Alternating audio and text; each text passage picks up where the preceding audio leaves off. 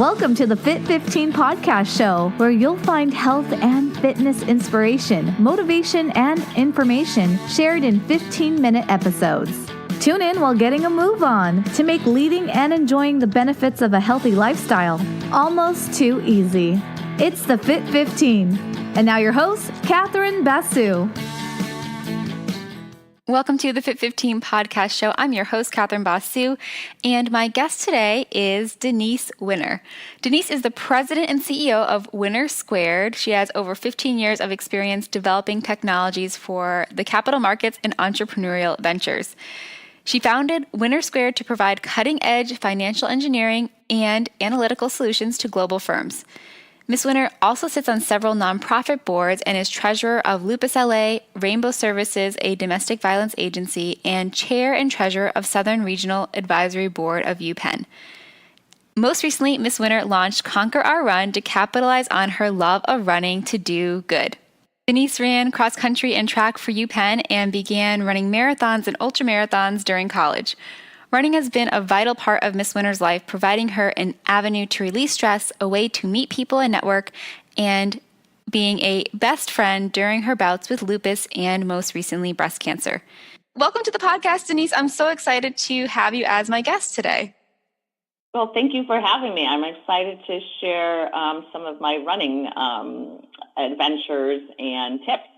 Yeah, so you're such an inspiration, and you obviously have a lot of knowledge on running. So I guess, the first thing I was going to ask you is, why has running been your focus and not a different sport? Have you been involved in other sports, or what makes running so important to you? Sure. So when I was a teenager and earlier than that, I was really focused on tennis. I came from a family of tennis players, and I can remember stories of my dad taking me. Even in middle school and high school, it was hard to get. I grew up in Chicago, and it was hard to get tennis time. So we played indoors, and the time was like 9 or 10 o'clock at night, and on a school night. And my dad was so hardcore, it truly didn't matter if I had school the next day. He's like, "We're playing." So that is kind of how I grew up, and I was raised somewhat of a tomboy. So I played a lot of sports. But my focus was always tennis, and it was kind of a hard sport for me in the fact that you had to find players. I lived in Chicago. You couldn't just go down the street. And when I went to college, I just found that I was tired of it. I'd done it so many years. And it's kind of a sport that it's such an emotional it's an emotional race kind of with your brain until you get another forehand. If you just missed it, you want to, either have a good or bad day. Same thing with running, but it was just, I was very hard on myself. So I happened to meet some women who got me into running. And at that point, I ran for UPenn, and I was a walk-on, and I didn't know much about it, but I found inner peace. I just found, it's almost like moving to a new city, and you just find something that you think is your home. I just found something that was so part of me. So I started so late. So that was the sport that I chose. I still played tennis, and I play now beach tennis. I've played soccer. I loved kickboxing. I like working with a trainer, but I love the fact that I can just run anywhere, anytime. And it's my place for meditation.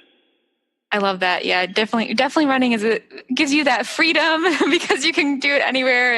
And yeah, the repetitiveness of it is I know people ask me, I don't know if you have this experience, especially since, you like to run the longer distances, but just, they ask, how can you run for so long? It's like, I have a lot of things I have to process and think through. So I think running's an interesting thing. Sometimes you get to a point, I've been in, shorter races or even, 50-mile or all-day races, 24-hour races. And I'll say, how did I get here? I don't even remember the prior 20 miles. So I really must have some kind of out-of-body experience, not to be so hokey, but it's a really incredible thing. Yeah, your body just keeps going, and it's very relaxing, actually. I love that. I mean, anything you can share, because you got started in college, but then you didn't just run cross country and track. You started running marathons and ultra marathons during college. And what was that progression like for you? How did you decide to start doing those longer races? So one of the things I noticed, I really, I'm just not a fast runner. I have, I just have, a lot of endurance, and I'm like the ever-ready bunny. But usually, most websites and trainers and running coaches and even college coaches, you'll run your 5K faster than you run your 10K, et cetera, and that just wasn't happening for me. So I was getting frustrated that I just couldn't hit these crazy good times based on my longer races, right, or my shorter. Like, they just didn't meet each other. So if I ran like a 10K, or a 5K to a certain speed, they would expect 10K and a marathon, et cetera, to kind of equate. And there were these formulas based on, the shorter the race, you should run faster. And I never did that. So I was kind of getting frustrated and hit a wall in terms of progression. So I just increasing from like 10K, at that point, I think it was only 3 or 4 miles was the cross country course. So I tried a 10K, and I remember asking my college coach, hey, how long's a marathon? And at that point, you could actually run public races or run, professional races. And also there was no NCAA. So you could actually get paid for stuff. And I was like, I'm going to go win this thing. So that's really kind of how I started the whole thing, to like kind of make some money and see if I could actually do better at longer distance. And like, I just was frustrated at my performance before. So it kept getting longer and longer. And then eventually, unfortunately, I moved to LA, and I ended up finding out I had lupus, and that kind of ended some of my long distance running. Right. And I know, though, you've been able to run for most days in spite of all the health things that you've had going on. So could you share a little bit of insights on that part of your journey with the listeners? So one of the things was I came out to LA because I was it was around it was around coming up Olympic season, and I was getting closer to my 30s, and I was like, okay, I have one last chance, and I was running time trial time. So I was like, let me come play. Hi friends, it's Catherine, and hopefully you're joining us for an out and back walk. If you only have 15 minutes, that was your halfway point reminder. You'll want to turn around now. All right, back to Denise. Take, a year away from Chicago, which couldn't be better. And friends of mine helped me find a job because I was too practical. So came here, and just the sunlight is just triggered a lot of blistering fevers and some other typical autoimmune disorders. Sure. And it took a while, and they finally diagnosed it. And one of at that point in the late 80s, how they used to treat it is with like bed rest. And I'm like, I'm not doing that. Oh, wow. Yeah. Right. I'm like, that's just not working for me. So I kind of changed up my running, started running, at night when it wasn't sunny. And I continued doing miles and, paid attention. Some days, I just would wake up and I couldn't run. I mean, one of my symptoms would be like, well, yesterday I ran 20 miles and today I can't even run 4. And, wow. If you tell any doctor that you look crazy. So, anyways, I knew like something was up. I just didn't know what. And it took a long time. So, when I continued running through my sickness, one of the first runs I opted to do when I was finally feeling better was to do a 50-mile race, of course, and not like a 10K. It had to be 50, and do this fundraising effort, which was kind of early. People didn't used to do that kind of stuff. Right. So that was about, 1990, and I found a place in Northern California, which was very happy I was doing this, and I was going to send the proceeds of my run. And we didn't have like those, like those active pages or, any website fundraising. I had to do it all by like faxes and what have you. And right.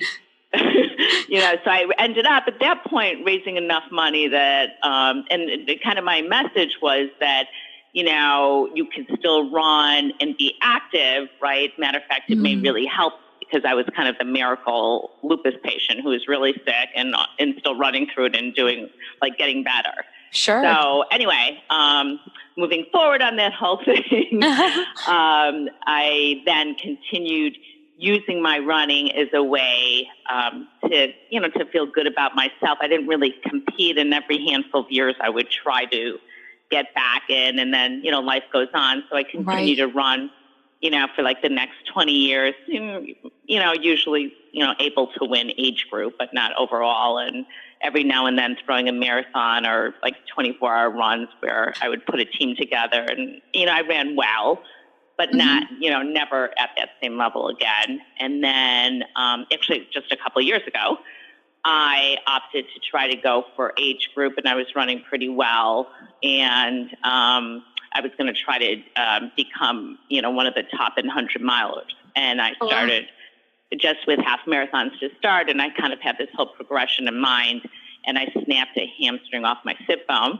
I'm telling you, someone does not want me to run professionally. It's anyway, and they had said I would never run again. But I made it through that through the race. Not only did I make it through the race, but I was running through a half marathon. And I happened to actually even place, which is pretty funny. And I popped it, I think, 5 miles into it, but I didn't have a choice because there was like no emergency vehicles to get me. So I'm like, I just got to finish the thing. Like, I don't know how I'm going to get from here.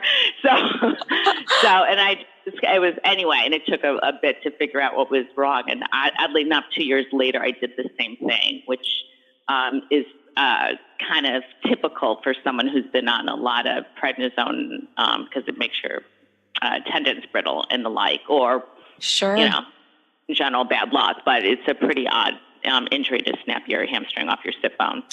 So, yeah, does that answer the question? Sounds very painful, too. Yeah. But anyways, I still am running, and I've just rehabbed and attempted to do my running as more of a spiritual venture and try not to get too hard on myself for not competing at levels I'd like to compete at, which is always difficult. And then I launched Conquer Our Run, which is my running series, about the time I ripped my hamstring, because I still wanted to be involved in running. And when they said I couldn't run again, at one point I actually believed them. And I was like, wow, does that mean I'm not going to have running in my life? Right. So I'm like, well, what can I do with this? And I'm like, well, I could try to, host fun runs or do one run. And I was like, ooh, a big run. And I knew, because I'd done some consulting projects, how hard it is to get street closure. So I looked at putting together fun runs regularly that would meet some of the permit issues in different cities. And I tend to do them in the South Bay. And I do these fun runs about once a month to heighten awareness about lupus and breast cancer and domestic violence. Love that. How did you pick all your different focus points? Sure. Good point. So after I ripped one hamstring, and then exactly 2 years to the date, if you believe that, it's so weird. Wow. I ripped one during one of my Conquer Our runs, except that time I knew it and I stopped. So that's good. And I actually didn't feel it was as bad as the first one. It ended up, I had also damaged some of my sciatic nerve during that. Oh, wow. So the recovery was tough. And what happened during rehab, I ended up a couple months later ending up with breast cancer too. That became one of my charities, and it was really emotionally probably the hardest thing I ever did, because I had not known anyone with breast cancer. Sure. And I had just lost my best friend from college to a blood cancer. So it was one of those eye-opening experiences, and I have, I guess, become very active and passionate about helping women or anyone with cancer to help them through the process, because it is, it's kind of overwhelming. And then the violence was a one-off. I'm on a board of a domestic violence agency, and I didn't know much about trafficking and just in general how domestic violence hits everyone. It's not just, it's all walks of life and all locations. And anyway, So I just ended up getting involved in that as well. And it's oddly enough, all three causes Sure. are often women's causes. So more Right, women right. that have lupus, breast cancer, of course, and then, of course, domestic violence, and they just kind of all go together. So there you go. Right. Yeah. No, for sure. Well, I mean, it's definitely, I mean, it's been a heartbreaking journey, I guess, but it's really great to see what you've been able to do to, to focus on helping other people in spite of what you've been going through and try to help them, maybe even find running, but also enjoy running and kind of be that great role model that in spite of all the other obstacles that have been thrown your way, whether it's an injury or health things that you've had to deal with. I mean, you're definitely an inspiration, Denise. So thank you for that. Yeah, thank you. Thank you for that encouragement. Yeah. It feels sometimes. Yeah. You forget right when you're going through it, but thank goodness it's hopefully a thing of the past. So. Yeah. I mean, have you found anyone that's done your runs or been involved? Like, have they shared anything with you yet, or about the experience helping them? Or? So during my treatment, I had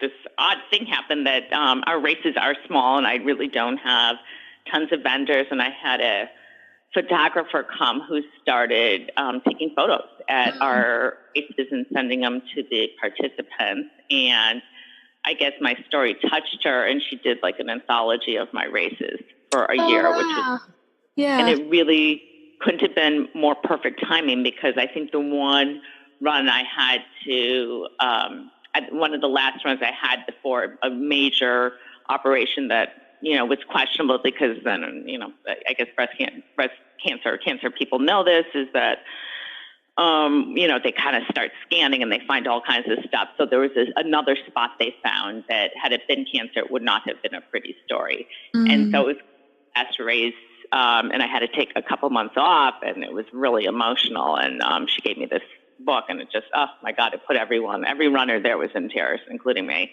But I have had women who have had lupus, severe lupus, and the first time they're coming out. I've had a bunch of cancer survivors or people whose friends or mothers have passed away from lupus, and it's always it's heartbreaking to hear the stories, and also of course scary, because it comes back to me. It's like, wow, that could be me someday, and then I kind of move.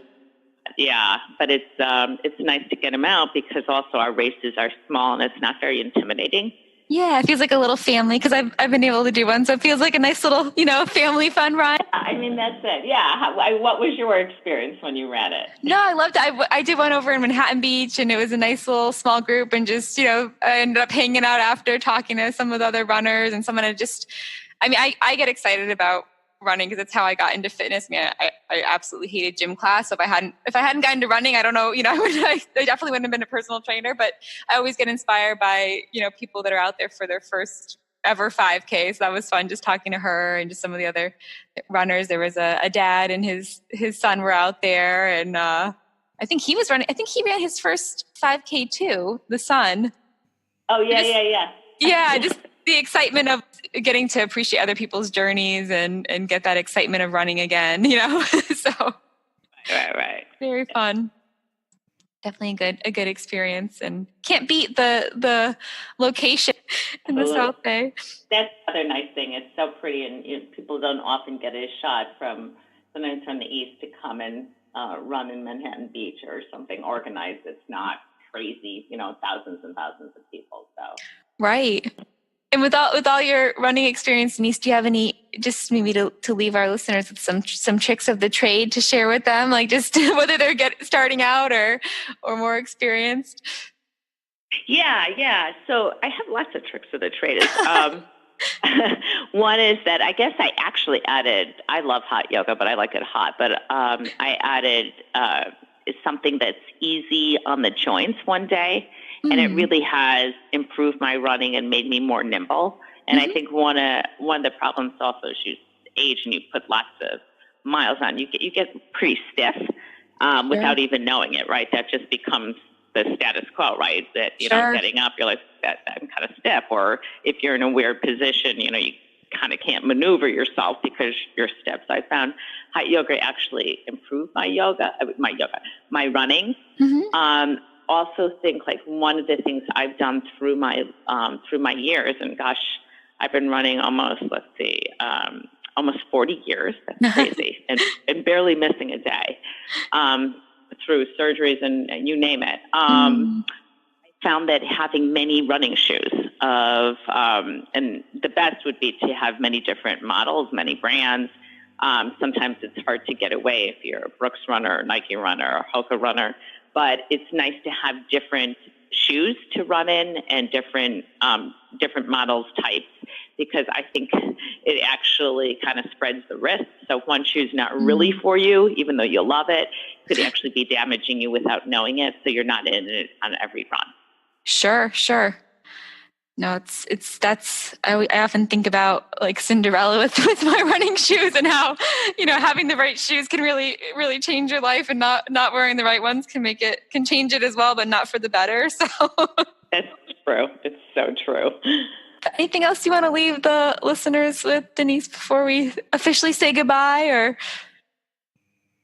just be good to yourself, know your bodies, and enjoy your sports, whatever it may be, running, training.